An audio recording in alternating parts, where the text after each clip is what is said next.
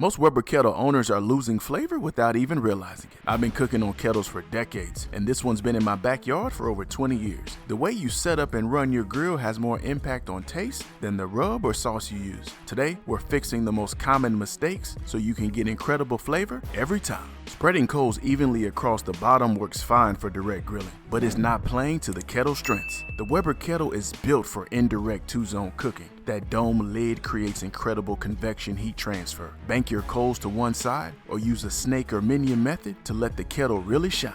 Most people dump the coals out of their chimney starters either too early or too late and miss the flavor window. If you dump too early, binders and impurities haven't burned off yet and you get dirty smoke. Wait too long until everything's fully ashed over and you lose that rich aromatic charcoal flavor that convection heat carries across your food. Your Weber Kettle's dome is a convection powerhouse if you set it up right. Keep the top vent open and position it over your food opposite the coals. This forces heat and smoke to travel across the food before escaping, giving every bite cleaner, richer flavor. That dome thermometer on your kettle is only telling you the air temperature high around the lid. At grate level, you can oftentimes be 15 to 50 degrees cooler, especially on the indirect side. So use a grate level thermometer probe or learn your kettle's hot and cool spots so you can dial in heat where it really matters. Now let's talk about overloading your kettle with charcoal. I know it might feel like insurance, but let me tell you, it can dry out your food and shorten your smoke absorption window. Instead, match your fuel to the cook using the FIT framework, fire structure,